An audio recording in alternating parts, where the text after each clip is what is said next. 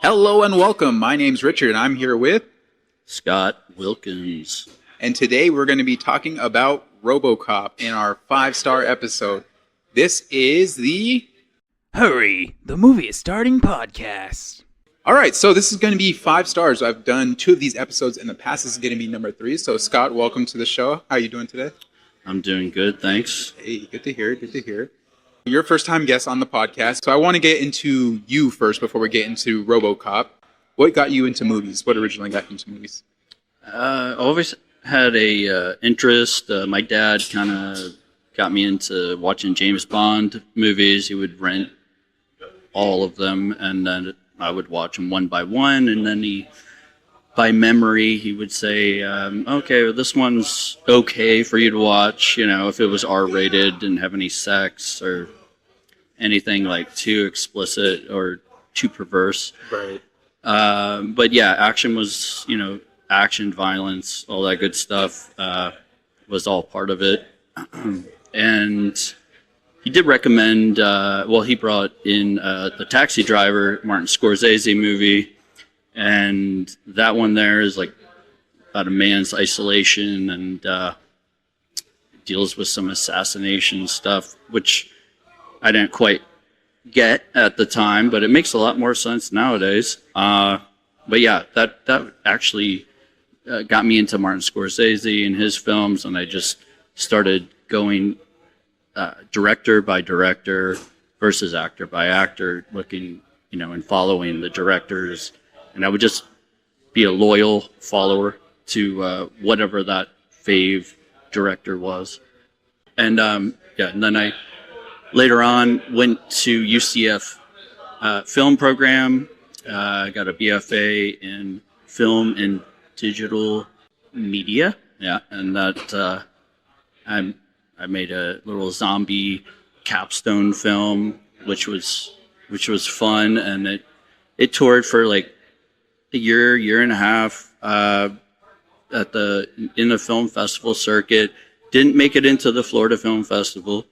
It got into like almost every horror related specific film festival, which was a lot of fun. That was cool. And then I traveled to like Erie, Pennsylvania to go to one, and I traveled to LA. There was a theater called The Vine, and it was off of Sunset, and it was pretty amazing. It was like a 3-day event where they just rolled movies like constant, and it was pretty crazy. The guys running it, it was like I think it was called a film go-go. I cannot recall, but I know that the guys that were running it, they were. I know because they were offering, they said, hey, you want snort some meth? I don't even know, I don't know if it was, I was just like, oh no, it's okay. I've got Adderall, that I was prescribed to. Oh, okay. But I thought that was pretty crazy. They were up for like 3 days straight. So, that was nuts. So I kind of stayed away from them. But people were literally like bringing their sleeping bags and in the movie theater like all night. They're playing like old kung fu movies, like I don't know, Power Rangers, like the original, just like crazy stuff off the wall. It was a blast. I got to meet Roger Corman. That was cool. Yeah.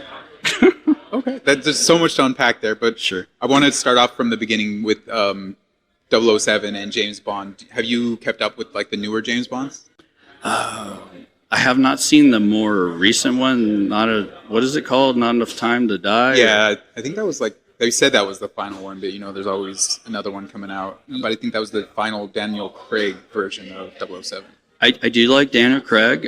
Never been a fan of Timothy Dalton. Those seem like low budget. So those I've only viewed once. It was very difficult to watch those. But definitely like, I personally like Roger Moore. To Live and Let Die is like definitely like one of my favorites. On Her Majesty's Secret Service, there's the George Lazenby one where he's like just a one-time James Bond in between Sean Connery and Roger Moore, and that was pretty cool. I mean, and then I guess he like blew up his own career, and I think he turned down the part. Like he was kind of resentful. He didn't want to play that type of part. He was looking for different roles.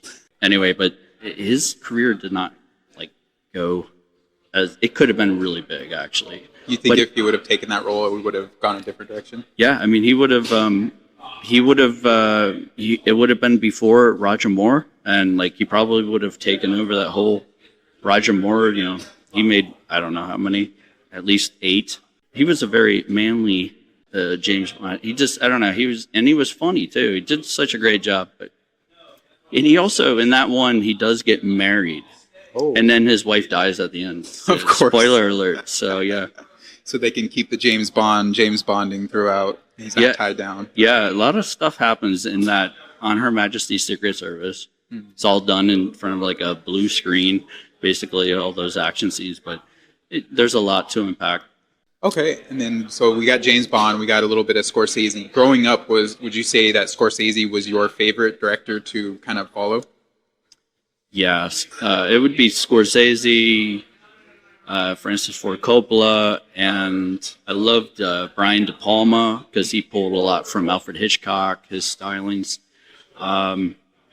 and of course Stanley Kubrick was a big one. There's others. Sam Raimi came down the road, later on. For me, obviously, because he's newer, younger, but definitely loved watching like the Army of Darkness, and then I dove into like Evil Dead and then Evil Dead 2, which Evil Dead 2 became like I've even shown my like 10-year-old son and my 5-year-old daughter Evil Dead 2 because it's not too like I don't know. They get it and they find humor in the where it's supposed to be funny. Right. Yeah. Okay, so Sam Raimi, and for those of you who are just listening to the podcast for the first time, be sure to check out my last episode. We actually were talking about Sam Raimi's new movie, Send Help, with Austin. So if you haven't checked that one out, go ahead and check that one out. You also saw Send Help, so I don't want to dive like super into it because we got like a lot of stuff to talk about, but still I want to know what's your opinion of Send Help, because that was one of the first Sam Raimi movies that we've gotten since I believe 2016, if I'm not mistaken. So he's been gone for a while. Oh no, Multiverse of Madness was his most recent. I think that one came out in 2021 or something like that. But based on his random appearance back into the horror genre, what did you think about Send Help?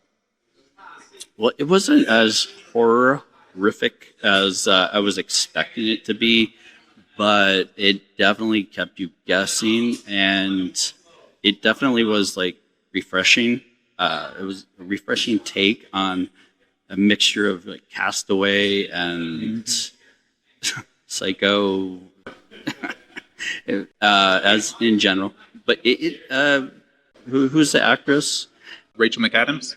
Yes, she was great. They put a mole on her cheek, to I guess ugly her up, but I don't think it really worked that much. But and then the chemistry between the two actors, the male lead, it was funny, enjoyable. So it's just with his films, he kind of caters to your short attention span and kind of keeps you like on the edge of your seat, and the dialogue, everything it always comes together, and a lot extreme close-ups for like to emphasize certain points and whatnot. He's always fun. He moves the camera a lot. He does he goes above and beyond what Brian De Palma or Alfred Hitchcock does. It's like another character. The camera work. Yeah, and even there was going into it in Sam Raimi, there's going to be some jump scenes, and in this movie where you're like, well, I'm not sure if there's going to be any. I think there was 3 total, but he does it so well where it's not out of the ordinary and bringing you out of the concept of his movie. Like all 3 jump squares in this movie, I thought he did a really good job with. So speaking of this episode, it's called 5 Stars, and I refer 5 stars to, have you ever heard of Letterboxd? The app? Yes. Yes. Okay. So in Letterboxd, they go from a star rating from 0 being terrible movie, I would never watch it again, to 5 absolute must watch on my top 5 list of all time. What would you rate Send Help from 0 to 5 stars? So I always went by like rewatchability. Like how many times could I watch Weird Science or Zoolander or Cable Guy? Zoolander. It's like, so those aren't all like award-winning films, but they're really rewatchable for me, real quotable. So I would say it's I put it like a 4. Yeah, because it's something you would take someone to see or you would show them. Like that's the only reason I would rewatch it. But there's other movies that I would just kind of like guilty pleasure watch just because I loved it. And yeah, execution's great. All right. And you spoke about going to like film festivals and going to the theaters in your past. I know since 2020 occurred and people have started shying more away from going to the theaters. I absolutely love going to the theaters. It's my favorite place to be in the world. I feel like it's a great place to just go watch a movie and just be by yourself. Unfortunately, there are times where you go in and there's kids like laughing and making a lot of noises, which that kind of pulls you out of it. But this is not about that. Yeah. I want to know, like, what is your first theater experience? And are you a massive moviegoer? Are you waiting till movies come out on DVD or streaming to watch them? Primarily, well, it's gotten so expensive to go see a movie. So, like, if there were a dollar theater, which they've been like closed down in our area, like recently, yeah. So I love to see comedies, like R-rated comedies. I remember like Pineapple Express, and classic. You just kind of having the whole group or The Hangover, like everyone laughing together. There's something pretty magical about that, having everyone around you and you're all cracking up at the same time. Or the last movie I saw was Send Help, and yeah, it's nice. They've really decked out like the luxury aspect and with the seating and then you can recline and all that. But yeah, I'll take an old-fashioned movie theater any day. It's tough to find someone to go to the movies with. I'm trying to get my son to go to the movies, but he has he's 10, so he has like this like natural, I guess, fear or anxiety of being in a crowded place. So considering everything that goes on around, but yeah, he figures it eventually. I think we'll work it in there, but yeah. I'd love to do it. It's really, honestly, that finding someone, but it's kind of difficult to do that. Find someone to go to the movies with, unless you've got like a movie buddy. Right. Do you ever go like solo? I have done that in the past. I've gone solo and watched like a triple feature. Like I'd pay for one ticket, right, and end up in 2 other movies. But that was a few times I've done that. But that was when I was a kid. So I have not done that recently. I would definitely, I'm a fan of the movies that are being re-released, like, for another second showing or and whatnot, like the 25th anniversary or 20th anniversary. I guess The Revenant is coming out. That's going to be the 10th anniversary. 80th anniversary for It's a Wonderful Life, 85th anniversary for Citizen Kane. That's pretty. Yeah, I would totally go see something like that. Yeah, I would live at the movies. Yeah, and it's cool too because I know you mentioned you want to get your son into it. That's what got me into movies. Is like my dad and I used to, in our small hometown, we had one movie theater and 2 grocery stores. Eventually, once I moved away, they closed the movie theater. So I'm just happy to have been able to live there when it was actually open. But my favorite memories are from my dad and my mom taking us to the movies, like whether it be my birthday where we went to go watch Jurassic World 2: The Lost World, which is my favorite movie experience of all time, just because they tricked me into thinking that we're just going to go to McDonald's and then we go watch that movie. And that very underrated movie. I know it's constantly hated upon because it's the sequel of the original Jurassic Park, but yeah, I thought it was great. I still love it to this day.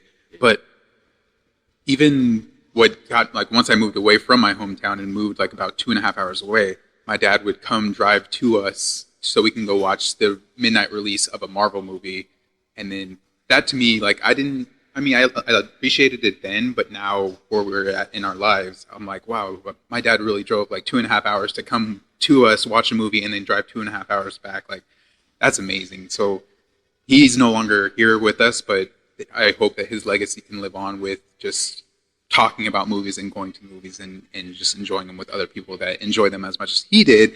Because fun fact, he loved Robocop. So when you mentioned that you would love to talk about this movie, I was like, oh yeah, let's do it. And I hadn't watched it since I was a kid. So watching it as an adult, there's definitely a different lens that I see it under now. Yeah. I have father memories. My dad went to see Robocop in 87. I was pretty young. I think it was, I don't know, like 10, 11 or something. But it was too much.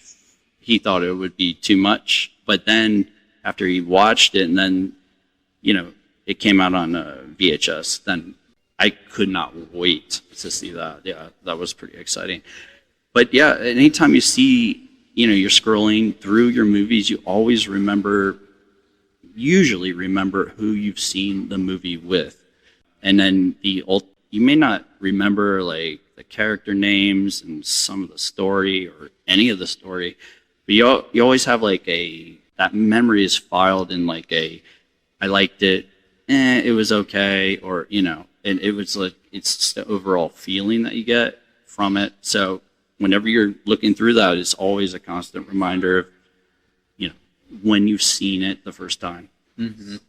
And that's a good point too, because there are there are movies where I look back on it and I was like, oh wait, I was in this theater at this location at this time. And it's so cool because like I feel like when you're not really talking about it or thinking about it, it's like a memory that's just there that you're not getting into. And then you hear the title and you're like, wait, when did I see that? And it just like transports you back to that time. But one more question before we dive into the actual 5-star episode. Have you ever walked out of a movie in a theater? Yeah. Cannot remember the name of it. I should have walked out on some. So I have walked out and been like usually I'll see it through. The way I would view movies, like so that I wasn't like wasting my time, would be I used to read the Leonard Maltin's Guide to the Movies. Like I had every year publication of that, and I would just go through it and how he rated it and all that stuff, which he gave Taxi Driver like 2.5 like thumbs up. I can't remember. It's not thumbs up. It's like 2.5 stars. Like it was low. It was too low for for my taste. But I like, and then he had like a little blurb about it. So after that, then it was Rotten Tomatoes.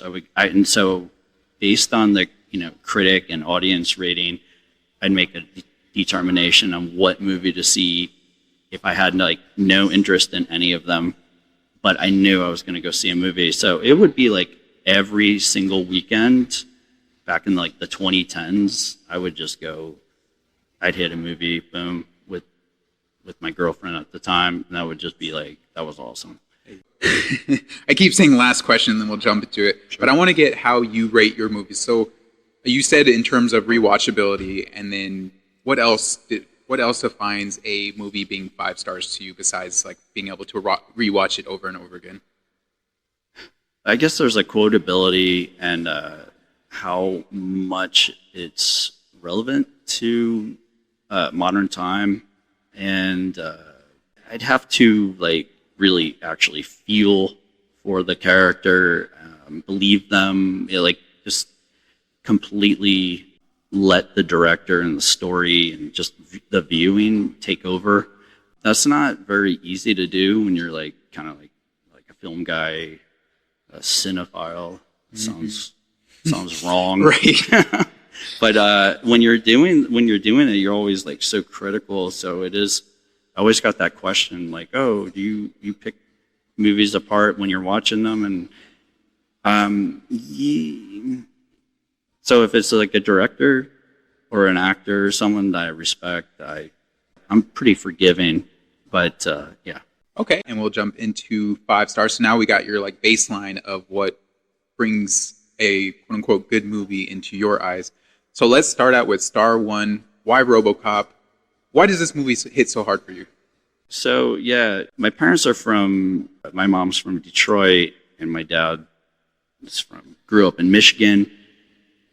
Even though the movie was filmed in Dallas, because I guess they scouted the area, and it just didn't look what they needed. So they went to downtown Dallas.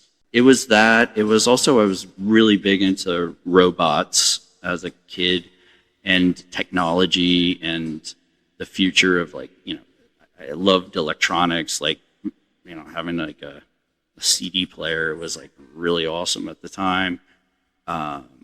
Yeah, it was that, and it was funny. I thought that it was, I guess, a darkly satirical kind of black comedy-esque, but it has like commercials in it. So it was like, and I spent my life in front of a television with like just watching TV and then seeing like probably more commercials than, movies, definitely. But their commercials were really funny. And of course they had like the little news, the Lisa Gibbons in there. Yeah. But anyway, and I love the violence. Like I wanted to see good, like, I don't hate it, but when, I watch like Alfred Hitchcock Presents and something of that like nature, or like in old Twilight Zone, they shoot someone or stab someone, they die like in 3 seconds afterwards. Right. And there's no blood.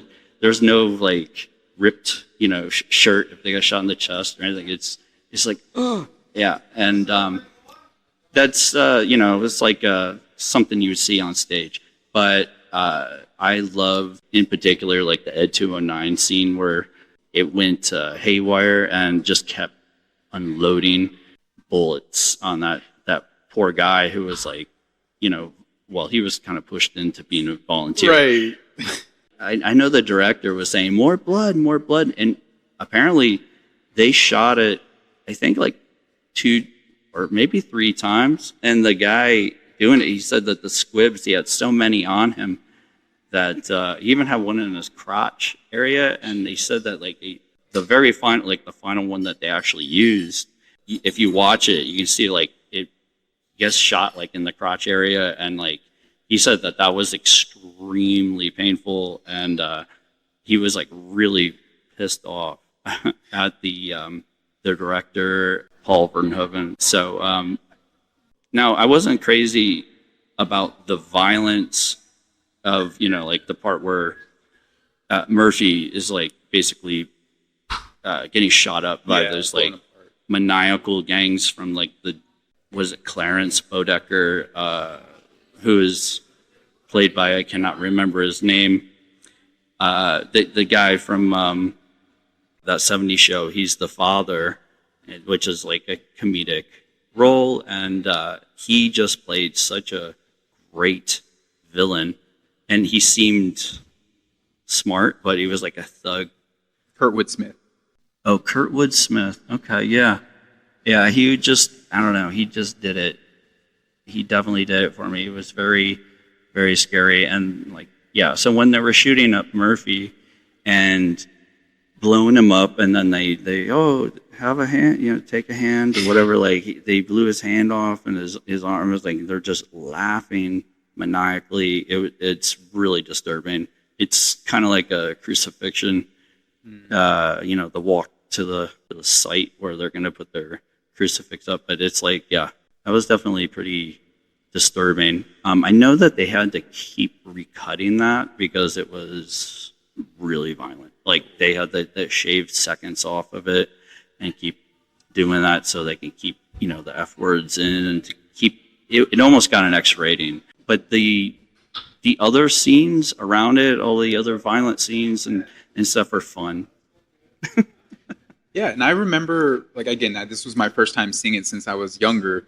I remember it being, like, action heavy, but watching it as an adult, I don't remember the humor at all. And going into it, like, with a new lens, it's like, whoa, this movie is not, I mean, it is a serious tone, but it also has that, like you said, satirical elements to it. And Verhoeven does a pretty good job of building this story with like the in infomercials inside. And Yeah. with that scene you mentioned with the machine shooting the volunteer, it was crazy. After that happened, they were like, "Oh yeah, just another day in the city." Like they just wipe it off. It's like nothing to them, and it's crazy how they're just able to immediately move on from that situation. That's the corporate world. Yeah, just another number. Right, right. And then like we talked about this with Send Help too, but it's so prevalent nowadays where we feel like we're not given the value that we feel like we are because we're just often seen as a number. And you can see it in 1987 at the front stage of this movie with the themes of like dystopia, corporatism, identity, and humanity. What do you think that says about society today or society in that era of 1987? So yeah, it was President Ronald Reagan. He was in office, and I guess it was like the first decade of being the government being heavily privatized. The Contra, oh my gosh, I'm drawing a blank. The something country Contra that happened. Yeah, that all that stuff, like you not knowing what's going on, in the background. That's like the way it is now. I mean, it's just very much like that. It's very relevant. I mean, well, I just thought of like the sunblock. Like there's a commercial in there for like this.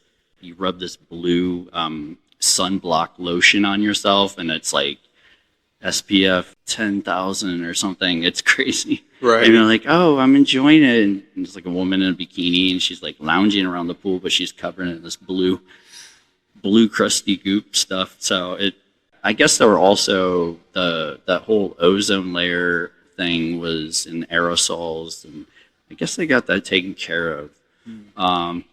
The greenhouse effect. They were at the tail end of that whole thing around in '87. So yeah, that was relevant then. It's always going to be relevant. And even with like the excessive violence and excessive blood, do you feel like that's inspired filmmakers such as, because I immediately see dramatic blood, like way too over the top blood. I immediately think of Quentin Tarantino. Do you think Verhoeven inspired directors like Quentin Tarantino to show the excessive blood from like a small like wound? Yeah. Well, I know that they used to do it like in the 70s. There was like some Shogun Assassin samurai movies. They weren't very popular, so they're kind of more underground. I'm just going to go with a yes on that. Yeah, Tarantino was great at filling in what the people were missing out on. But yeah, I think the use of blood, and they used to have like the rating system would be like, how red is the blood? How realistic does it look? So like in the 60s and 70s, they would make the blood look like more, I don't know, like a paint, like a red, like a pinkish red, so that it didn't look too realistic. And then like if it went too dark, it seemed more violent, and it would have like a different, which kind of, I don't know, I mean, if there's a lot of movies like that where it's just the blood is off. It just seems so fake. Right. Okay, and this movie came out in 1987, and you said you didn't initially watch it in theaters. You had to watch it when it came out on VHS. Yeah. How old were you when you first saw it? Oh gosh. Must have been 11. Yeah.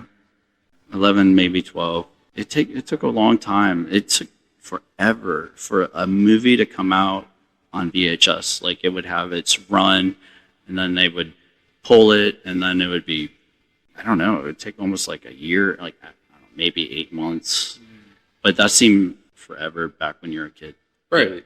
And we're so blessed nowadays to get things like immediately. Like once it's out of theaters, we maybe wait like 1 or 2 months if it's a major movie. If it's like just a regular movie, usually it can be like streaming the next day.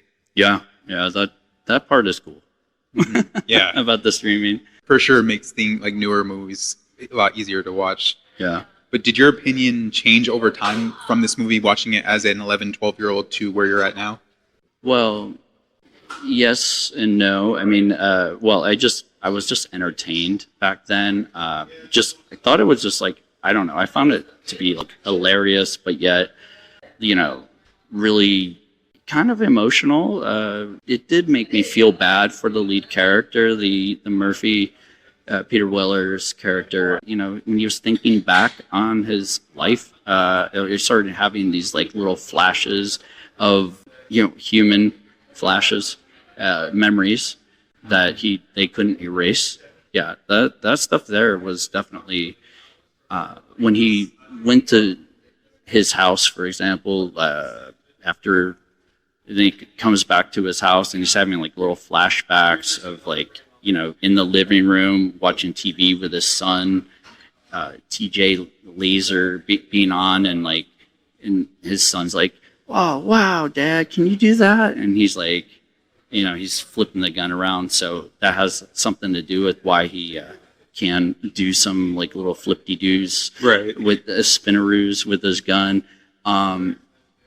Yeah, and then his wife saying that she's like, come here into the bedroom, and they're just going around the house, but he's looking at an abandoned home that's like up for sale, and yeah, that part of the movie was like probably the most impactful part of the movie. I never will forget it. It's pretty memorable for me.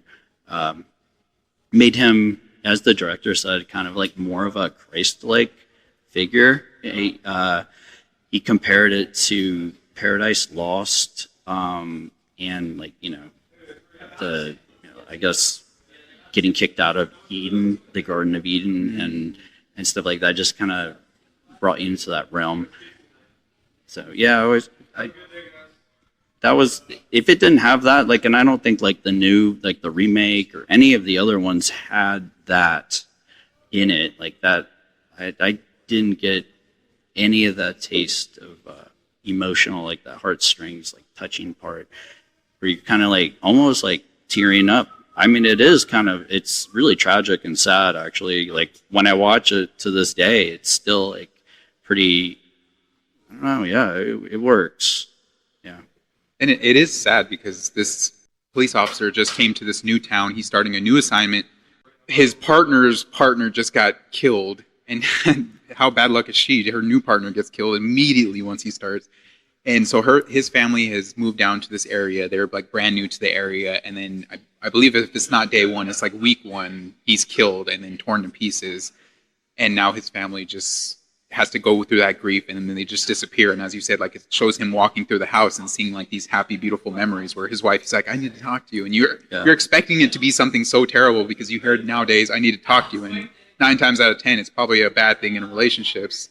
But it's a good thing. Like we find out she said, I love you so much. And it's just sad because it's disheartening. This guy that is a role model cop that looks like he's doing a good job, that just seems like the class act police officer that we all like aspire to be as kids, just gets torn apart for no reason and just turned into this different version of himself where, yeah, he's still in there, but he doesn't have full control. I think by the end of it, he gains more control, but towards that middle scene, he is just a product to them.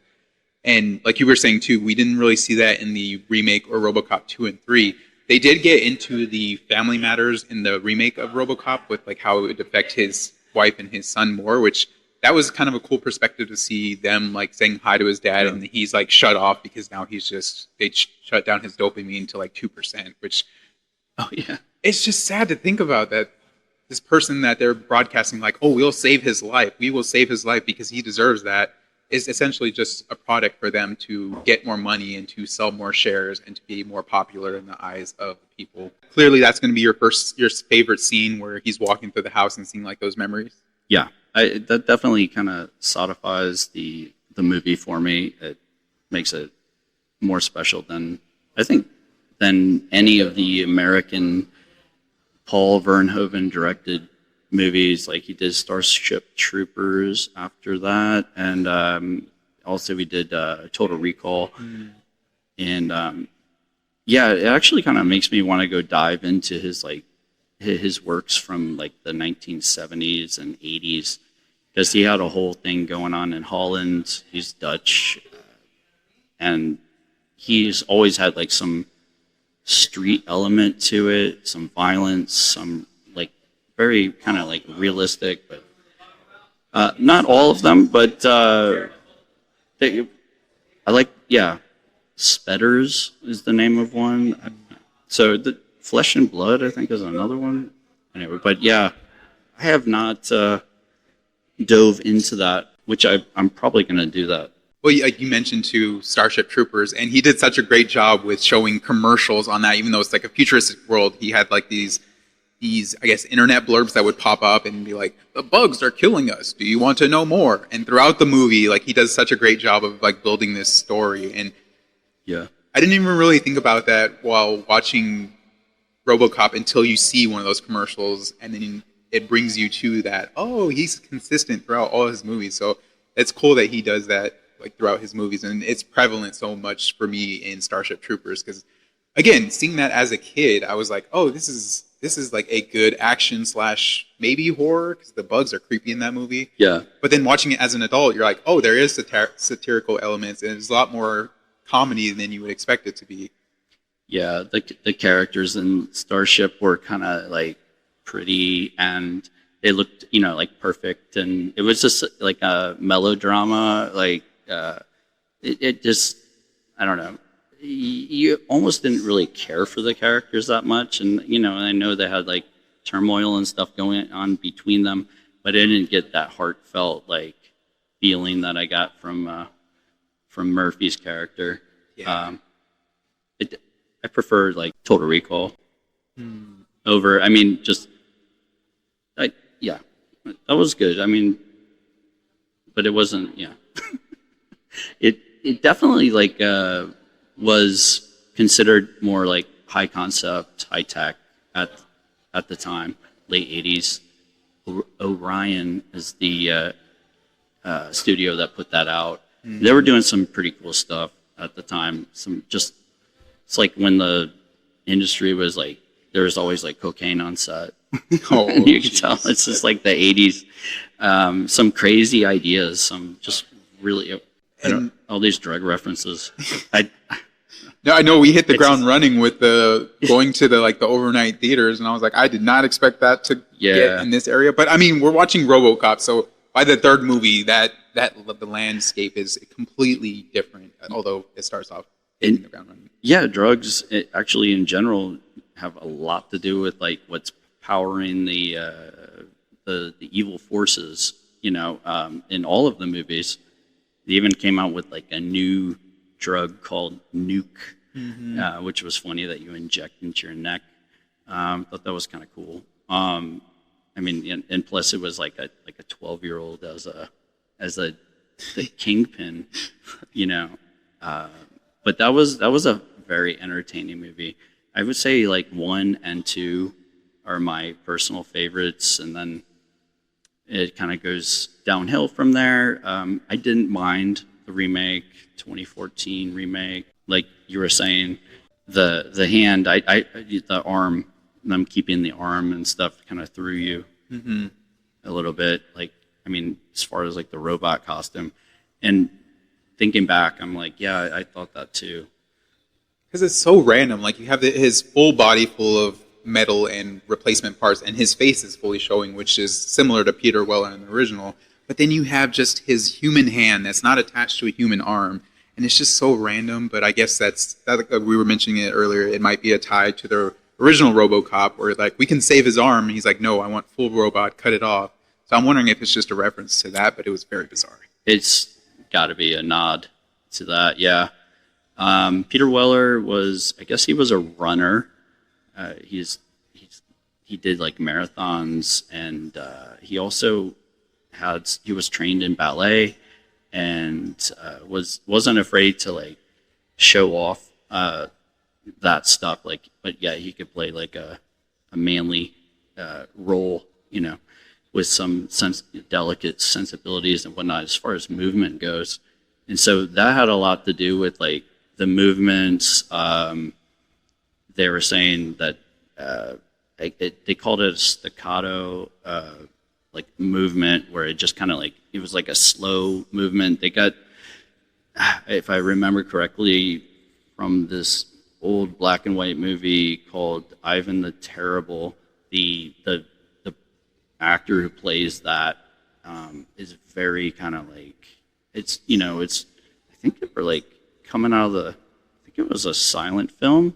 I'm not sure, but they had to show everything on screen and like movement wise, so they were like very exaggerated. So and he had limited movement.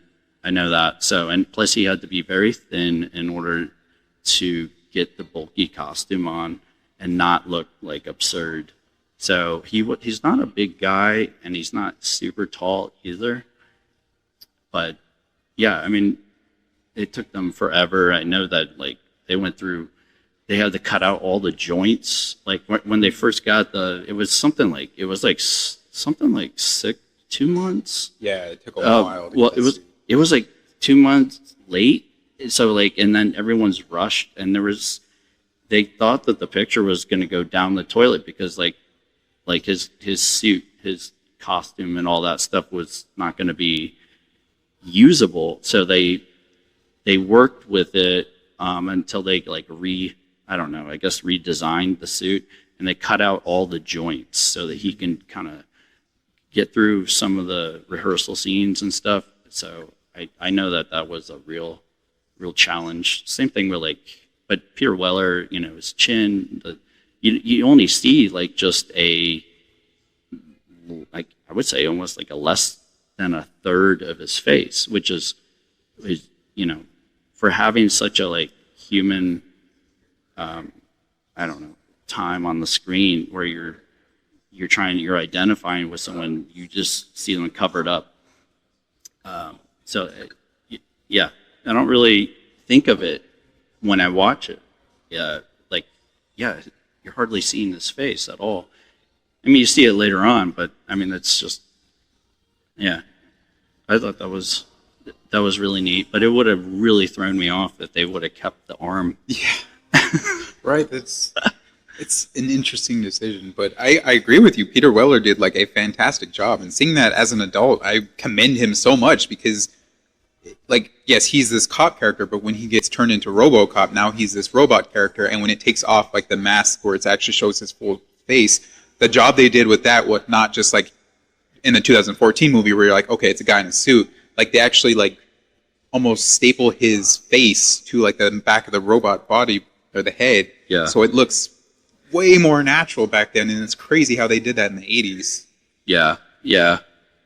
He's a very slight man. I know he's like just like smaller framed, like thin boned, but I think he was popular coming off of Buckaroo Banzai. So yeah, he was kind of hip at the time. They did consider Schwarzenegger.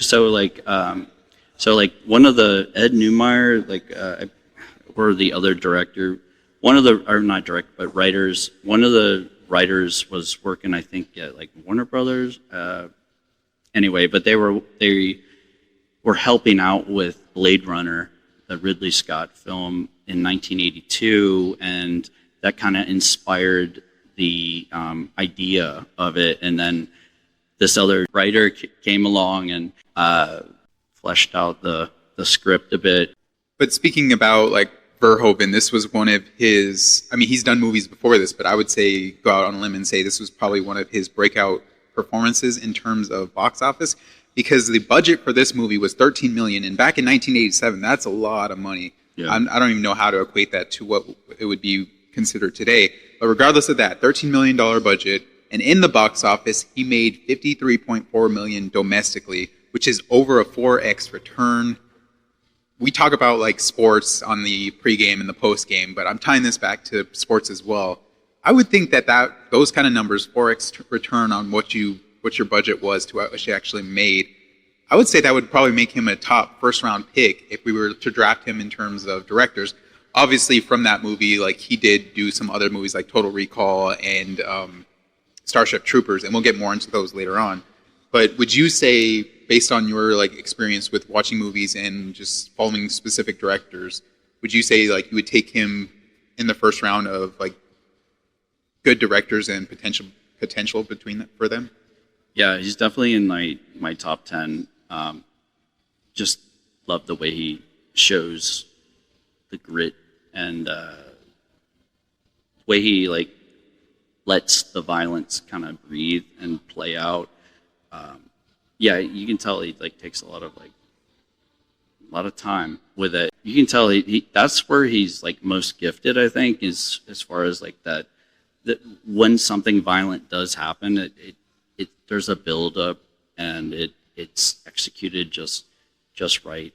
But at least in this movie, RoboCop, and I would say the same for Total Recall, a little bit for Starship Troopers. So like, there's a lot of stuff going on in that movie. So Yeah, and it's honestly before like I remembered RoboCop, but I remember just bits and scenes from my childhood. I think I'm most remembering of Starship Troopers, but now that I went back and watched RoboCop, there's like these itty bitty pieces that I'm like, oh, I remember that, like the "Dead or Alive, you're coming with me." Yeah. I think that's probably one of my favorite quotes. And if we're not counting one of the henchmen, his dumb laugh when he beats up the girl cop, he's just like, ah, ha, ha, ha. And like his laugh throughout the movie, I was like, why is it just, it's so stupid, but it's hilarious. But if you had to choose like one favorite quote or one favorite line from this movie, what would you say it was? I'll buy that for $1.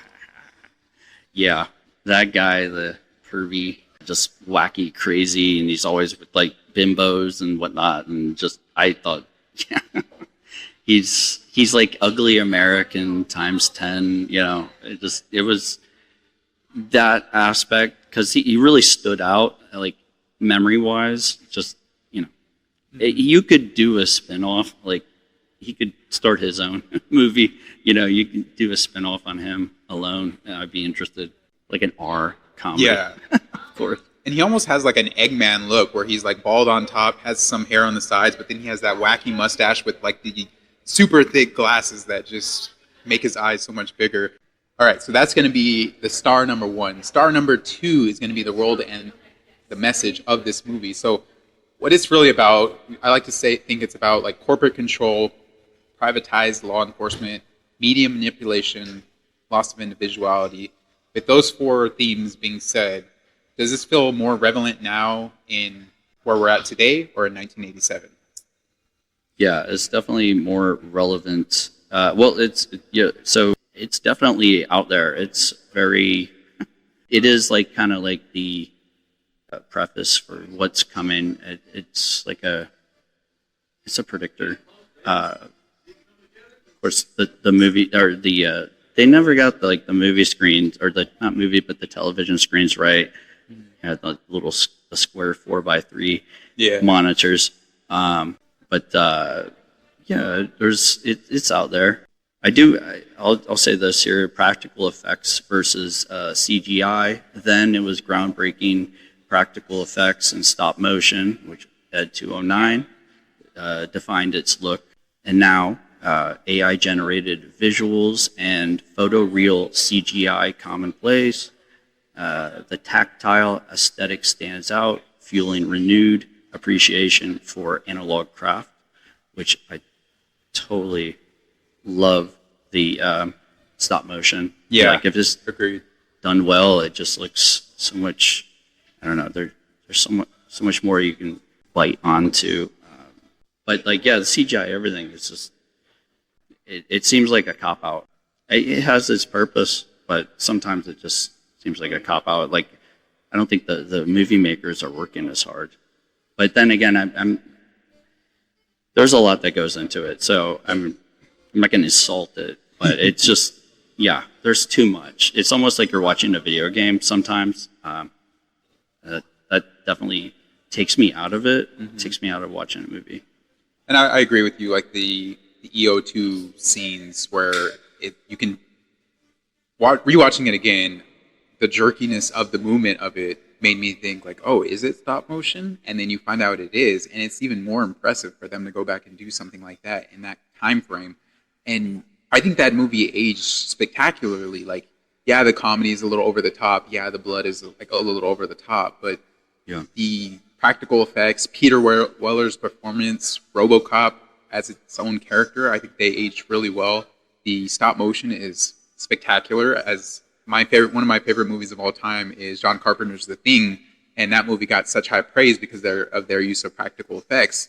And then we see the exact opposite when they remake it to the 2014 version, where all the practical effects are now CGI, and it just looks absolutely terrible. And then you find out that they actually did it practically at first, but then the higher ups wanted to change it to CGI, which is, it just shows you more of sometimes that the people in charge don't know what us as an audience is looking for, which is fine because, again, in the 2014 re-release of, or I guess it's a remake.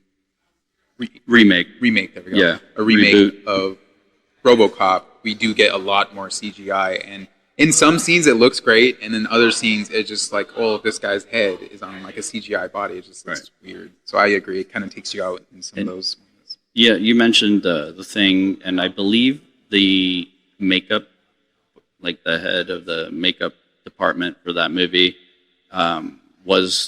did work on The Thing, or had a lot to do with it. But I think it was like the guy. I don't have his name handy. They actually brought that up. So there's anybody who wants to look up a good documentary. It's like a 4-episode. It's probably it's less than 5 hours, but yeah, total. And it's totally worth it. It's like the creation of Robocop, and they've got interviews with Peter Weller, Nancy Allen, Paul Verhoeven, both of the writers. Some like Ronnie Cox, I believe, is in it as well, he's like the CEO guy. Yeah, it was just really, really interesting, and hearing their takes because they're looking back on that stuff. But there's so much detail involved and so much like drama and stuff going on between the actors and whatnot. But it's on the Screambox. It's like I don't know. Yeah, so if you have like Amazon Prime, you may be able to look that up and watch it, and it's totally worth it. Okay, that is called RoboDoc.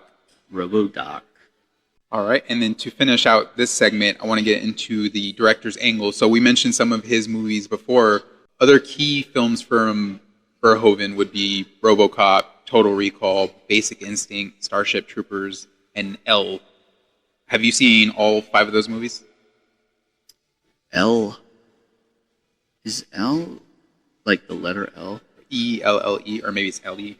I'm saying that. I think it's Ella, maybe. Ella. I have seen it, but I do not remember anything about it. And I've seen Basic Instinct. That's another movie. Yeah, I totally forgot. Yeah, he there's a example of him kind of playing that suspenseful point of like action in that movie, and it's worked.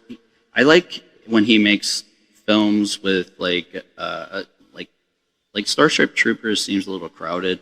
I like kind of like more sparse, characters. I'm not. I look okay. The Avenger movies are okay and stuff. It's just like, and they weave them in and all that, but it seems like a lot. But I do like kind of like a smaller cast. Yeah, Basic Instinct is definitely worth checking out as well. Yeah. And speaking of smaller casts, like you have the main Peter Weller, you have Nancy Allen, I think you said was his name, yeah, and you have the police chief, which like the main focus is on Weller and Nancy Allen. However, that police chief is pretty good at what he does too, and I'm glad he returned for all 3 movies because unfortunately after 2, I believe we lost Peter Weller, unfortunately, which watching like the beginning of that movie, you immediately know like, wait, this isn't hashtag my Robocop. But what do you think that the replacement for Weller did as Robocop? For like the 3rd one? Yeah. Yeah. I mean, it's just like he got the job done. You don't know too much about him. Like I know, though I showed it to my kids, and my daughter liked it when he was like flying. Like he had like little rockets, I think, on his feet. Like Jetpack. Was it a jetpack? It was a jetpack. Okay, all right. Yeah, I'm thinking of Iron Man, but Yeah, I thought that was like a little cheesy, but there is like a little kid curiosity aspect to the whole RoboCop thing, and it's almost like you kind of want toys, Yeah. to go with the merchandise, and because it was an R rating, like it didn't really get merchandised like it could have, like today it would. Oh yeah, you can. Even if it was something small, where you can have like a little like plate that you put on your leg that opens up, and you get like your toy gun out. Because as a kid, that was my favorite part of RoboCop. Yeah. That he can just pull his gun out from his leg. That was always blew my mind. And then, not to mention, his gun was always a automatic and not just a solid Yeah, pistol. That would blew my mind too. yeah, that looked really cool. The prop special effects for that, it was like a real working gun too. Yeah, so it was like, yeah, it was awesome. Handgun, like automatic handgun. It's Yeah. crazy. And in the remake, they bring that back, but it seems like it's used more so as like a stun gun, and then he has a like a SMG in his other hand, so he's like dual wielding, which is cool like on paper, but seeing how RoboCop started, you're thinking like, oh, the one gun would just be enough because that thing never ran out of bullets. It was always Yeah. so cool. It was always like longer than a regular gun, and it just got the job done every single time. Yeah, completely unrealistic.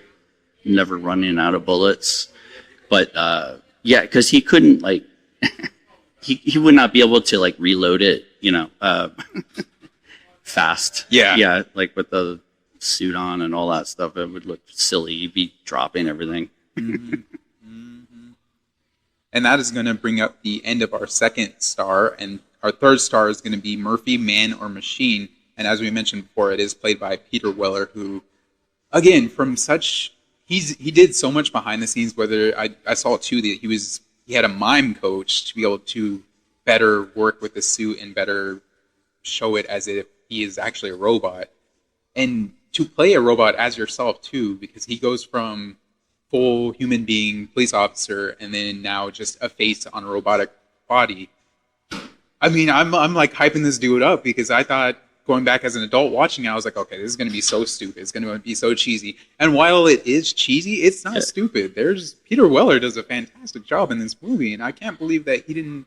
I don't know. Actually, didn't see if he won any awards from it, but I knew after these two films he kind of dropped off for a while there. And then you mentioned Kangaroo Buckeye that he was in. Yeah, yes, and Bonzer, Buckaroo, Bonsai. Yeah, yeah. Oh, so the movie that kind of like really inspired after Blade Runner was Terminator. That came out in '84. So they brought the script to Stan Lee, and he like entertained it for like a month or so, whatever, and they all went to go see that premiere of Terminator. And then after the movie, the guy says, "You got like basically you have no chance of making something bigger than Terminator." So, and that was true. Like Terminator was huge. It just blew up. It stayed in the theaters for a long time. But yeah, he basically he was out after that, after seeing that movie, and they just kept going on, and they found O'Brien to got some other Paul Verhoeven came in, and it was all Paul Verhoeven, his wife actually read the script, and because he put it down after like reading like the first couple of pages, and plus it was the title of the movie, just so cheesy, Right. RoboCop, and I guess his wife read all the way up to the Murphy's house scene and said, "I think there's something here for you. You may want to read through this." And he did, and then he was like, "Okay, there is a biblical aspect to it." He said it's kind of like he's kind of like a Jesus like character. So Yeah, and with Jesus, unfortunately, he gets put on the cross, betrayed by one of his own disciples, which was already foretold in the Word before this happening, but it happened regardless. And as he's going to go on that cross, he's carrying it across like all these people, and there's that humiliation factor.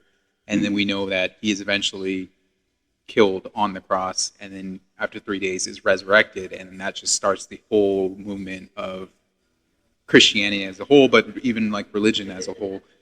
I mean, there was religion before that, but that I think is one of the most defining factors of, okay, this is what really happened, because that was such a crazy movement. And then in this movie, we have Peter Weller, who comes as a human, gets completely annihilated, blown to pieces, and is saved and turned into a robot. So would you say, because that is a defining comparison there, but would you say that he is still man, even though he is like, not, I think it's like 90% robot in that scene? Like, what would you say? Is he technically still a man? Or Yes, if he has the memories.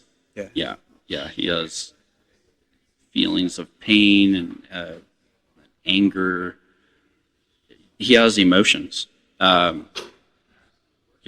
They're still there. So unless they found a way to erase it, if you have memories and stuff like that have not been implanted into you, that are from your natural brain and experience, that would make you human, partially. And I think part of that too is his like soul remaining in there, is where that memories and stuff comes from. And they dive a little bit more into it in the 2014 remake, but we also see the other side of that, where he's too human, so they want to turn him down. So they like turn his dopamine from normal levels, I think it was like 25% to 2%, and now he's completely robotic to the point of his son is waving to him, "Hi, Dad," and he just walks right past him, not even recognizing him. All he saw in that kid was, he's a non-threat, so I don't need to worry about it, which is very sad to say, but it's just that control they now had over him with the resurrection of him. Yeah, I do agree. It's a sad story. It really is a sad story. It's and plus, they told the police department, they told his family that he had died.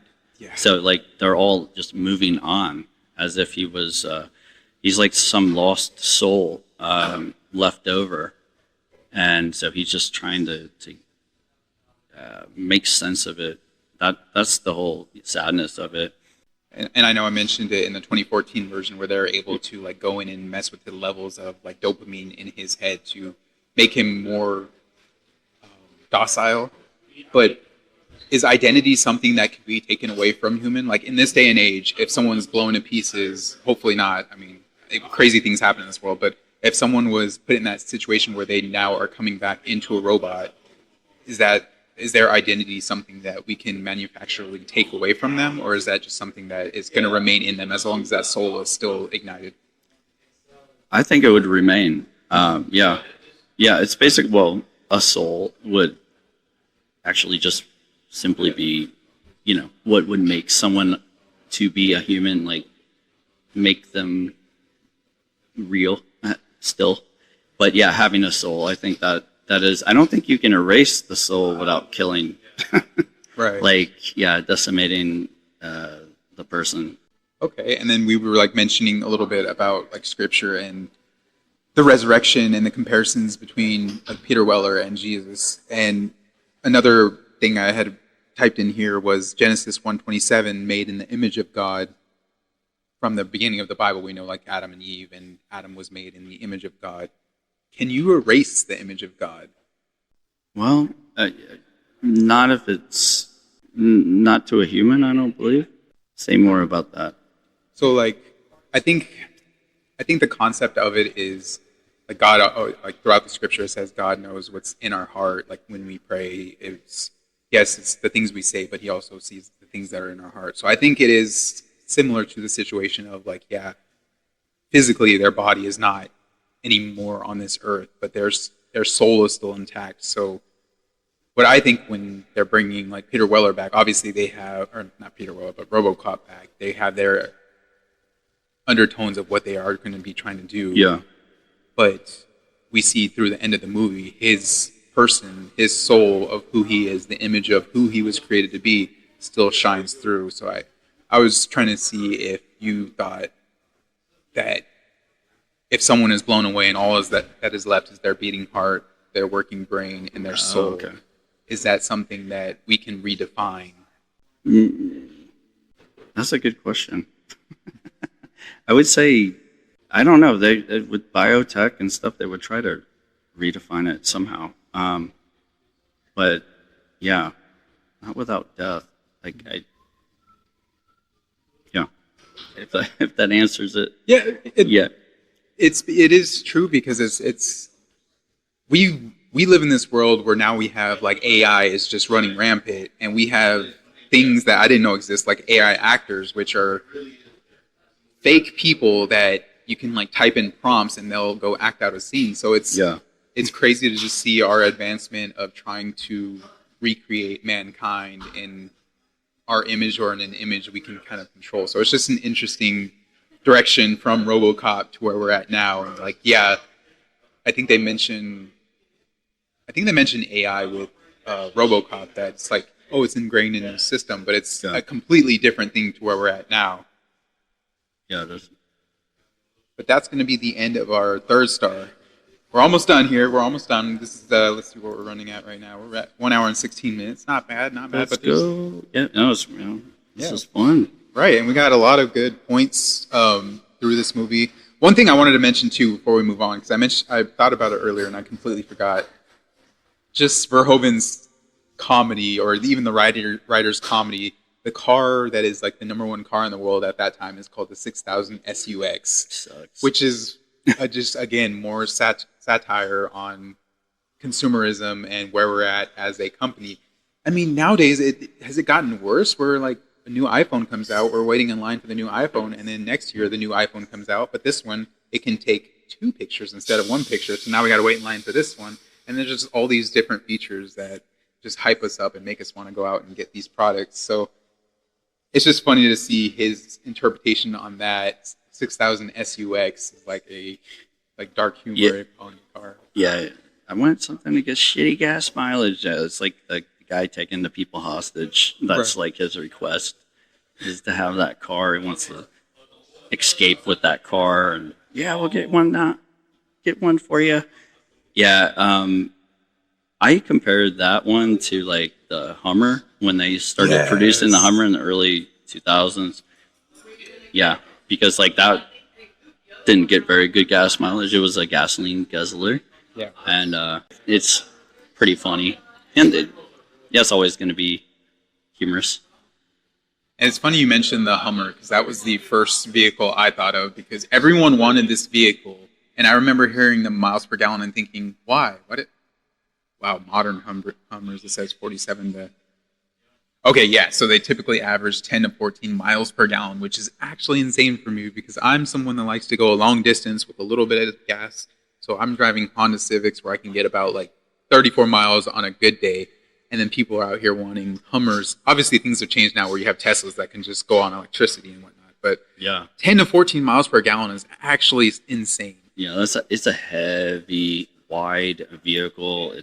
You don't see them on the roads like anymore. Like they're maybe collectibles, Yeah. if anything, but they get terrible gas mileage because they weigh like 6,000 pounds or so. It's ridiculous. No one needs that. They were having trouble selling them for a while. Yeah, because people were like, yeah, I'm not going to do that. But I remember in the early 2000s, early to mid 2000s, a lot of the, I was a realtor, and like a lot of the guys, they were driving Hummers, and it was really interesting because it was like, it's kind of obnoxious. It was obnoxious. Right.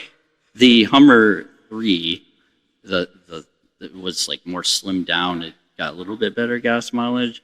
That one wasn't as bad. You may see one of those before you see a Hummer, the H2. The H3 is the slimmed down one. But Oh, man, these things are expensive, too. $100,000. those are pretty neat. But yeah, it's not like a vehicle you're going to take the kids on, like on a, I don't know, like a long road trip. Right. Just, I mean, maybe. I don't know. It depends on where you're going. to the war fields. I don't know. Right, or like off-roading or something, because it seems like that would be their biggest selling factors. Like, oh, you can go off-roading with them. They're very durable. They look kind of cool from the outside. I've never been on the inside of one, but they look cool on the outside at least. Yeah. All right, and we're going now to our fourth star, which is going to be violence, satire, and hidden layers. Oh, is the over-the-top violence part of the message in this movie, do you think? Yeah, it's everything's over the top. They just try to make a point. Well, I guess the director is trying to make a point with it, because they're starting off like they're just taking over, like, basis of everything is taking over a human, and then throwing all this tech into him, and he has like he's literally, because he's signed up with OCP, he's signed all of his rights away as far as his organs, everything, so they can do whatever they want. They're completely privatized. So yeah, I mean, that's as extreme as you can get, and I think the violence matches that. If anything really bad could happen, it will. It's like a Murphy's Law. Yeah.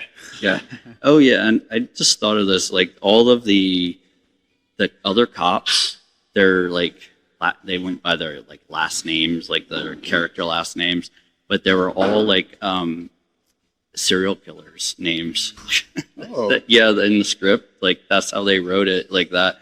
And it's like so every single one of his like fellow cops and whatnot, their names are serial killers. Oh my gosh. Yesterday. I wonder if that's like a shot thrown at like police officers in that like time frame, because I know there's a lot of crazy chaos and riots during that time, and this was the 80s, where it seemed like violent movies were starting to become way more popular, whether it be like the Predator movies or Alien, or we have like this movie that it just seemed like this was a take on that violence and then ramping it up another notch. Yeah, with the guns, they introduced like some like high tech gun that can explode stuff, and they're blowing up the city block for fun. Yeah. It's like a one-shot sniper rifle that just one bullet explodes the entire building, which made me immediately think like, oh, I wonder if this is where Michael Bay got his influence of loving just random explosions. But it is kind of dumb in this movie, but even towards the end, we see Clarence Whitaker and... is it Clarence Whitaker? It's Bodecker. What's it? Yeah, it's Clarence. It's Bodecker. Bodecker. There we go. Yeah, with his character is so over the top, and it's played again by Kurtwood Smith, who we've seen in That 70s Show. But I remember you telling me this too before I went to go back and rewatch it. You were saying like, oh, it's the guy from That 70s Show, and I'm like, well, we always hear him in That 70s Show, dumbass. And it's funny that to see him finally in a villain role, and while his character is very like insane and over the top, he does such a good job at playing this character. And we're at that final scene, it's him and his one henchman, and they drop like a crane's worth of garbage on Robocop, and they're like, oh, we won. Yeah. And then Nancy uses that sniper rifle to then blow up his henchman, and then Robocop comes out and takes care of Clarence. But it was just funny to see specifically them using that sniper rifle to just obliterate the town, not worrying about any care in the world, thinking that Robocop's not dead. But what's also funny is the entire second half of the movie, they have a device that shows them where he's at all times. So it's like they know he's coming, and they're still out here creating chaos and mischief.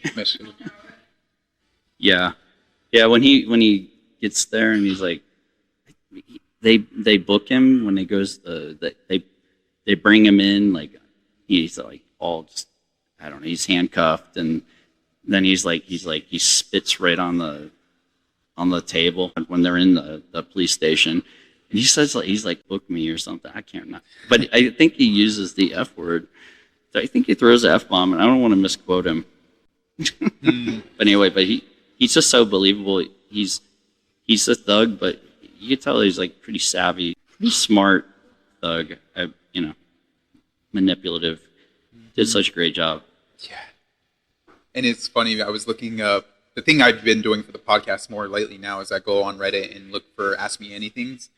There were not a lot from Verhoeven on this movie specifically, but there was one from Kurtwood Smith. And it's so dumb, but someone mentioned back in the day that they were going in reverse ding-dong ditching, which might get you being like, what the heck is that? Apparently, reverse ding-dong ditching is when you go to someone's house, ring their doorbell, they come out, and rather than run away, you say like, hey, did you knock on my door? Which just sounds like the stupidest thing ever, but I mean, we live in an interesting world. So apparently this guy went to his house, not knowing it was his house, and went and like, no, I think he might have known it was his house, and he went to reverse ding-dong ditch him, and Kurtwood Smith like opens the door, and this guy's just shocked seeing that it's actually him. I think he said that the only thing he can get out was like, sorry, wrong house, and he turned around and walked away. And his question for Kurtwood Smith was asking him if he remembered that moment, and years later, I think it was like 25 years later, Kurtwood Smith was like, I do have a small recollection of some dumbass, and he mentions like dumbass, and everyone's like applauding him, like, yeah, you got called dumbass by Kurtwood Smith.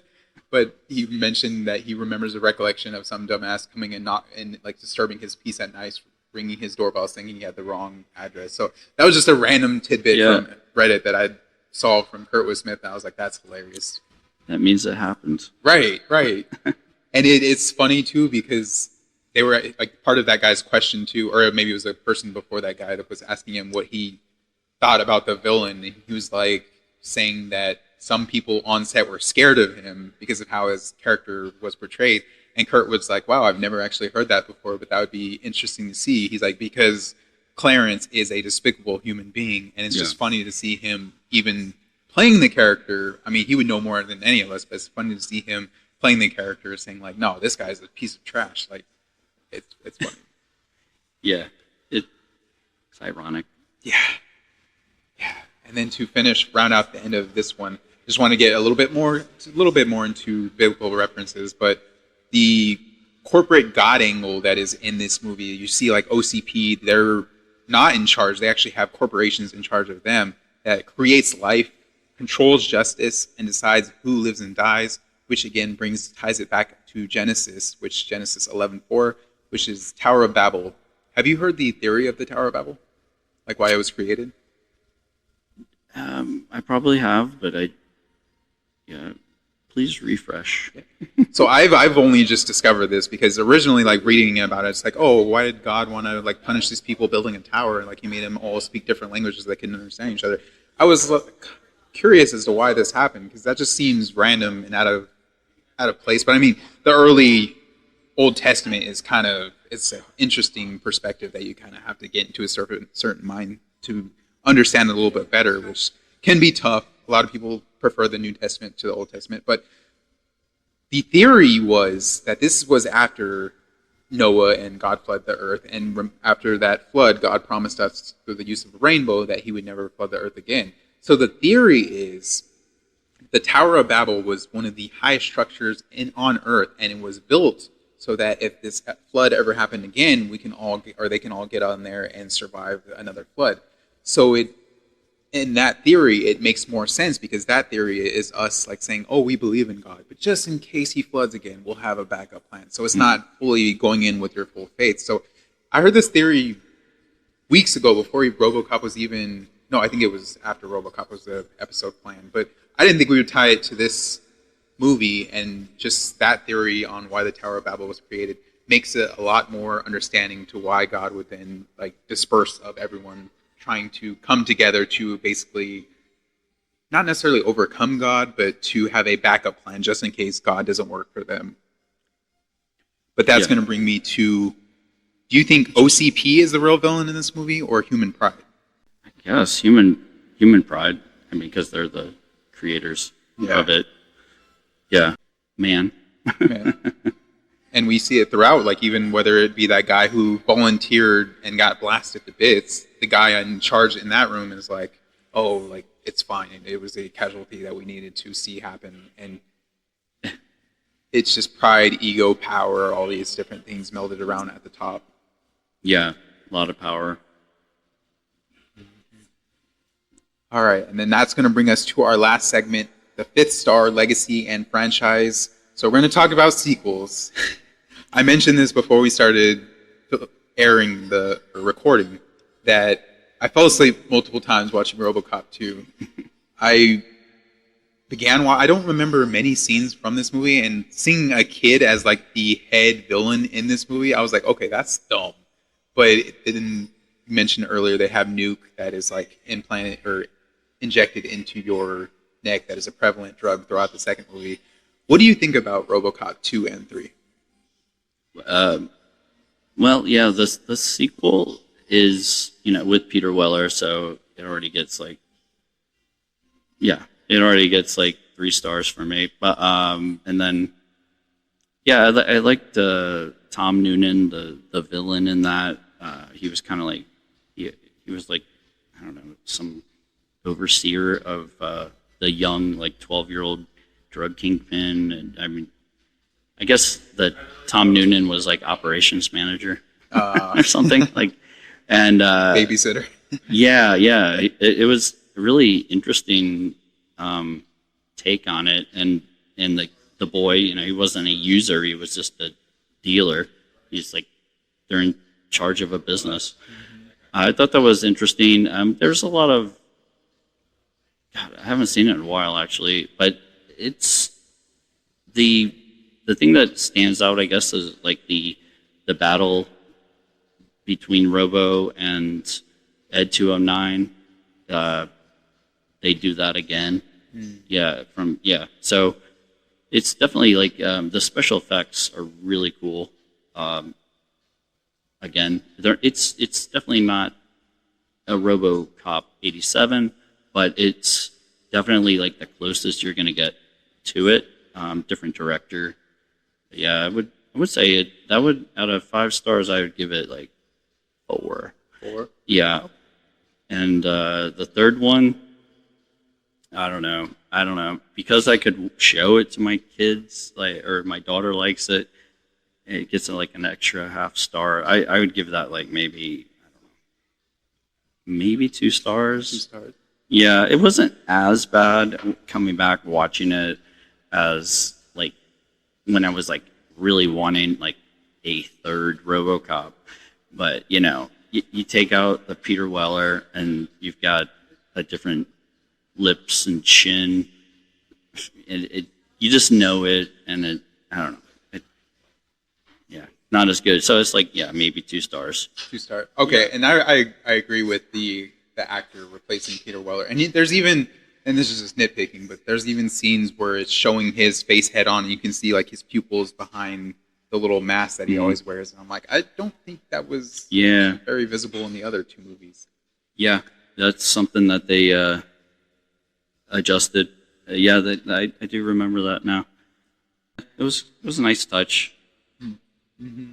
And I don't, like I guess I mentioned earlier, I don't remember much from RoboCop 2. Now I remember a little bit of it going back into watching it, but I did fall asleep multiple times watching it, so take that with a grain of salt. Is that boring? Not kidding. Because I was looking for a specific scene, because I remember the one thing when someone mentions RoboCop, I remember is samurai robots. And I was like, oh, that's got to be the second one, because it's not the first one. And then watching that, I was like, no, it's not the second one. Is it the third one? And it is in the third one where you have the ninja robots, and how they get killed is absolutely stupid. But as a kid, I was like, that's so cool. Like, one of them, their face gets jacked up because he gets shot in the face, and he has like this creepy smile. Right. And they're getting ready to fight him, but then the 2 people in the room with all of them, and then there's a one guy with a gun. He's like, what are you doing? Stop, stop. Never points the gun at them to get them to stop hacking into these 2 ninjas to make them like cut off each other's heads and blow them up. So it's just stuff like that. I was kind of like, that's dumb, but like maybe cool premise, just no payoff. The payoff is just lacking. Yeah, 100%. And then so we have a 4-star in RoboCop 2, a 2-star in RoboCop 3. What about the RoboCop remake? I would have to give it, I don't know, it just seemed like kind of dry from like the emotional element. So I would say 2.5, 3 stars. Yeah. Okay. Yeah. I mean, I don't know. I haven't seen it. I've only seen it once. And then you mentioned the thing with the arm, and I just Yeah, it's starting to bug me again. Maybe 2.5. Now, I'll say maybe 3, because, I don't know. Let me show you a picture, because the actor that plays him, too, is a great actor. He's in Suicide Squad, but we see, like, right here. And then by the end of the movie, they do go into his classic silver look, but during most of the movie, it's just like a more sleek black look. Yeah. Which kind of, I think they got inspired by the original Robocop, where they had done many redesigns of his original costume, even referencing Japanese samurai kind of looks. Yeah. And they ended up going with the original anyways, but this was the... Yeah, I mean, it looks really cool. The one thing, he is taller than Peter Weller, which the only, like, sometimes Peter Weller looks a little short and like wide, like his legs come out from his hips and stuff. But that's just the costume and whatnot. But if he were a few inches taller, he'd be almost like a perfect. But he's considerably shorter. I think he's probably like 5'8" or something. Oh, like, you may want to look that one up. Yeah, I would say everything was there for the remake. It says 6 foot. What? But let's see. There's no way he was 6 foot. Yeah, they have. Wow. Oh, this one says 5'10", and this one says 6 that sounds more like it. 5'10". And actors always like kind of look a little bit more taller, whether it be like Tom Cruise. Yeah. Peak height was 5'11". So. Now he's probably like 5'9". Let's see, and then Tom Welling, which was the second RoboCop, looks like he was 6'3", so he was taller. Wow. Yeah. No wonder he looked great, and definitely the outfitting and all that. It was definitely cool. I would have liked to see the original suit on him. I know you were saying that they went to the more silver, but like without any touch up, like straight up recreation for a 6'3" man of the Peter Weller one. Like try to make it. Yeah, I'm more of a purist, but if he 6'3", that's a really. It's pretty tall. Yeah, that's a tall RoboCop. And then the most recent 2014 remake, it looks like it was. Oh, so it says the suit was 6'3" to 6'6". Really? Wow, that's crazy. And then it says 2014 suit is more agile. The 1987 suit added 3 to 5 inches to Peter Weller's height. Interesting. It just He does look like and I think maybe it's because he's like very wide, and when he walks with like his full body. So right. I wonder if it's just that. Because I didn't think he was that tall either. 6 foot is mind blowing to me, and then RoboCop being 6'3" is very crazy. Yeah, I would have never thought. Joel Kinnaman is the 2014 remake one. I would have never thought that. I would have thought maybe with the suit on, it was total 6 feet tall. Right. That would have been my guess for Peter Weller. Because Joel Kinnaman in his suit, he just like he towers over lots of people. I thought he was like 6'7", 6'8", the way he looks in that movie. But yeah, the torso needs to be like stretched out, like so, like the remake. Like Peter Weller's. I don't know. I still think he's small, short, or I don't know. He's not short though. He could be 5'11's not short. Right. 5'8's average. Above average. Getting into the tall territory. Definitely like 6'3", 6'4". That's when you start getting into like kind of basketball height. Yeah. Average. But even talking real quick about the 2014 remake too, there's a lot. This was my first time seeing it last week, and there's a lot more famous actors than I thought there would be. Like we have Gary Oldman in this movie, Joel Kinnaman, which I think this was one of his first starting roles, and then we see him as Rick Flair Jr. in the new the Suicide Squad movie. Which, if you haven't seen that movie, I highly recommend that. It was a really good movie. And we also And we also have Samuel L. Jackson randomly opening scene and closing scene in this movie. Yeah, I'm gonna have to revisit that. I don't know. Like my rating of 2.5, 3 star, it's off. I saw it in the movie theater. I had expectations, and yeah, when you have expectations going into something, you're gonna like always be let down. Well, I don't know. I mean, yeah, usually you're gonna be let down. Yeah. 9 times out of 10. So And but that was 2014. That was like 12 years ago. yeah. So when you look at Robocop 2 and Robocop 3 and the remake, they all try to carry original themes forward in different ways. Do you feel like any of them really capture what made the first one special, or do they kind of lose the soul of it as they go on? I think they've all lost the soul of it. But yeah, they a little unfocused. They tried to add more to it and just kind of, I don't know, turn into like a franchise and ideas that probably hit the cutting room floor, stuff like that. I don't think anything matched it. I guess the 2014 one did. They're saying it like the reviews, because I need to rewatch it, but I do kind of remember like it being more of a political satire, or just kind of like it seemed a little more like it wasn't as fun. Yeah. That's what I remember.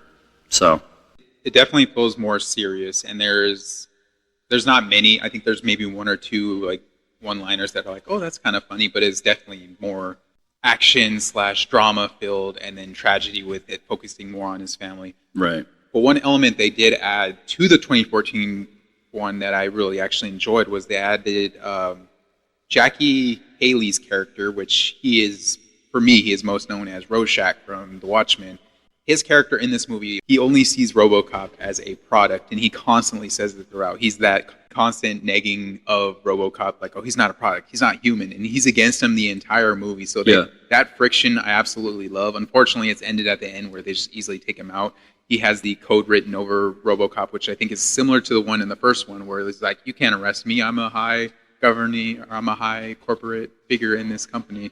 So it's cool that they brought that back together, and just their friction between those two characters I really enjoyed. But unfortunately, they did take him out early. Not early. He lasts till the end of the movie, but they took him out so easily. And I get it. He is only human, but the fact that RoboCop can't take him out, and then someone just shoots him, and it's like, oh, he's dead now. It's kind of He was like the irritable character.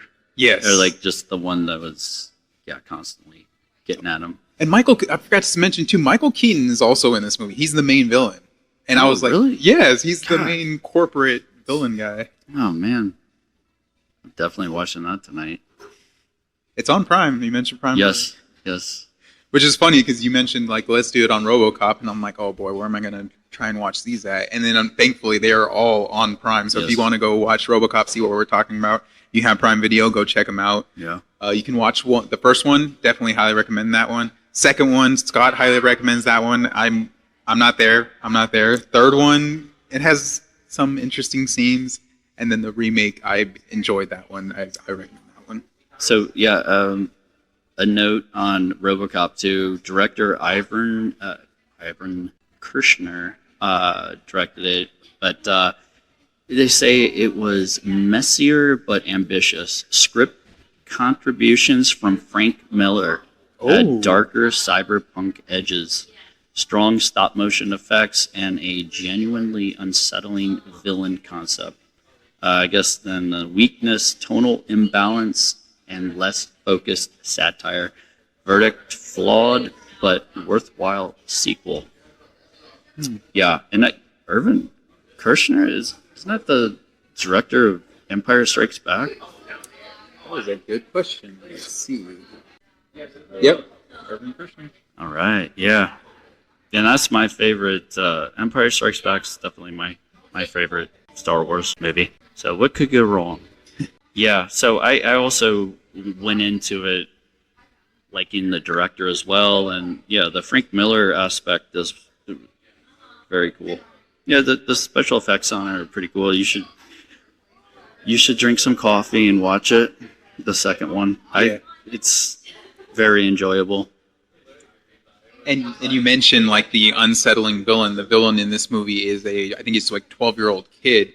Which on paper, like when you go into the movie knowing what RoboCop 1 is, you're like, oh, that's hilarious. But then you take a step back and you think about it, you're like, wait, that's really very dark. Like that a 12-year-old kid who is new to this life is chosen this life of violence and now is in this very crazy role. Like it immediately makes me think of, have you ever seen Breaking Bad? Yes. Okay, so that I think it's season 2 where they're trying to get this drug dealer, and then there's this little kid on a bike that he's just riding around, and they think he's just like an innocent little kid, and then the kid comes out with a gun because they're now on his territory trying to peddle their drug, and that's not okay in the drug world.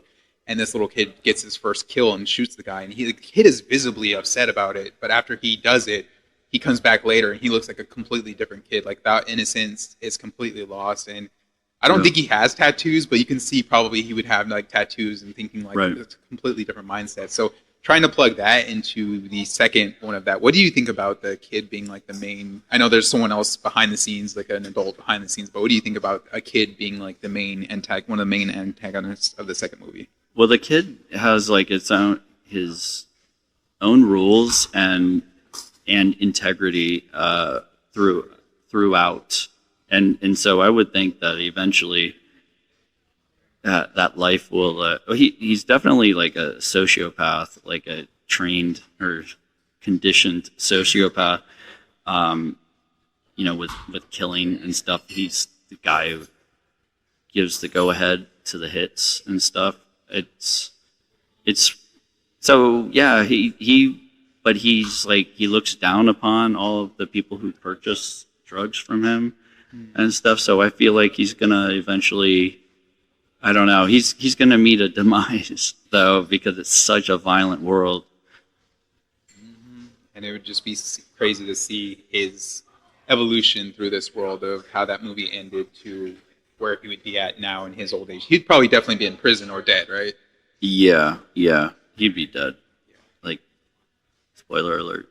Yeah. Which, okay, I never finished the second one, but I'm going to go back and watch it. Did he die in the end? He did? Yeah, he died like he got to say some words and stuff, but like they were trying to protect him, and yeah, he ended up like, I believe he got shot, and like he's like bleeding out. Yeah. It's really kind of cool, and the actor playing him did a great job. It was pretty like believable, and it was a PG-13 movie, which I thought was interesting. He did drop like the F-bomb like once or at least once, which was interesting. But dude, he was a cold, hard killer. Right. Yep. And I think in this day and age, I'm a huge DC fan. I love Marvel too, but DC has always had my heart, specifically Batman. And I don't know if you know where I'm going with this, but they always try and say like, oh, if we ever get a Damian Wayne in the DCU, like who would be a great character to play that role? Because this kid he's more mature than any other kid, and he also has this darkness inside of him because he was raised by Ra's al Ghul. And I know a lot of the first nominations for who should play that role would be the kid from Umbrella Academy. I don't know if you've seen that on Netflix. I have not. No. There's a actor in that movie where he plays number 4, I believe, and he's like a little douchebag, but he is a great actor, does a great job. So I originally thought him, but after seeing parts of I have to go back and watch it and finish it, but after seeing parts of the sequel of Robocop, I think this kid would do a great job as Damian Wayne. Like, he just has that aura and that mindset, and whether it be opening a case and then having a gun and just firing out on police, I just think he would do a great job. Yeah, they kind of gave him like a clean cut as well, like look to him, like his hair's always like combed and stuff. Like, you know, he'd fool anybody like out in public. His character, so like just being a kid. Yep, very true. And I wanted to get into that because, like, on paper, like a kid as a villain in the RoboCop universe, they're like not crazy, but then, sounds terrible. Yeah, it's terrifying. Well, it's just like it sounds like it's going to be executed like it'll be cheesy or something, you know. And that's what I think partially like lulled me to sleep. It was Yeah. like, okay, they went for the one thing, they like got the one thing that he couldn't do in RoboCop 1, which is arrest high corporate officials, and now they got the second thing, which is kids, which I was like, that's a little cheesy. There was something to do. Yeah, he couldn't arrest the kid either because he was underage. Yeah. Something like there's some operative that. Yeah, that was definitely put out there. Mm-hmm. And that is going to bring the end of this podcast, but we're going to go over a couple more things. So we talked about death, resurrection, identity, and free will versus programming. And we mentioned how the RoboCop revival is similar to that of Jesus coming back after he was in the tomb for 3 days. In this movie, obviously, he was brought back by humans and made more technological. But if someone has never seen RoboCop, what's one thing you want them to notice on their viewing? The lead character Murphy was a good cop and signed up to be a police officer, serve and protect, and they did him dirty. The corporation, the privatized police force that he was working for, it just got out of control, and it's almost like they were waiting for something like that to happen so that they can, have a project to have a RoboCop in their midst, so that they can experiment with and stuff. They were constantly making prototypes and all that. But yeah, I think that it's like an honorable character going into it, and it has soul and personality and feelings. Yeah. Okay, and then this is another random question I just thought of right now. If you were to, like, say Verhoeven came back and he's like, all right, I'm redoing RoboCop, I'm going to do it, so it's going to be like that same kind of campy, satirical, action-heavy role, who would you want if Peter Weller is no longer available, because obviously he's a lot older now, but who would you want as RoboCop in his release of a... Well, as far as the jaw goes, the jawline, like, but Brad Pitt's like 63 now, but which is crazy. Yeah, it's crazy. Man, I don't know. I don't follow like actors as much as I used to, so there's like a whole crop out there. So you would probably be able to come up with someone before I would. I mean, I'm trying to think of like who. I don't know. It's a good question. Well, I immediately think of Chris Evans, but I'm like, that dude's in everything, and then I think of Captain America, how like his bottom. Oh yeah. But I don't know. I think that would take away from the character of RoboCop, because you would be like, oh, Chris Evans, Right. and it would like build up his reputation on it. Can't do Ryan Gosling. That wouldn't work either. Yeah. It would need to be like kind of a fairly unknown, I would think. I would think someone like maybe Austin Butler, who played. His range has been kind of. His range has been pretty solid, and he's in Caught Stealing, just came out a couple years ago, but he's in that movie The Bike Riders, which is good. He kind of is that scrawny fighter kind of role, and he just did Elvis as well in the 2022 release of Elvis. So that's what my mind immediately goes to, but Yeah. Yeah, he's got a good jawline, chin, he's got the lips. Yeah, he's got like kind of he's got more of a chiseled jawline, looks thin. I think he would be good. Yeah, it definitely has to be a thin, high cheekboned person. yeah. And I think, I mean, obviously it's hard to compare against Peter Weller. He did such a great job in that role. But let's tie it all back together. Why is this movie your 5-star movie? Because it will never cease to go out of date basically. It's like a forever movie. Special effects and all that. I don't think you can. I don't know. It doesn't. There's nothing when someone says, "Oh, that's that old movie." It's just so silly to me because it's not like that at all. It's so much more and relevant, and it can be shown like 50 years from now. I would think. Yeah, it would make sense in 50 years. I would think it would.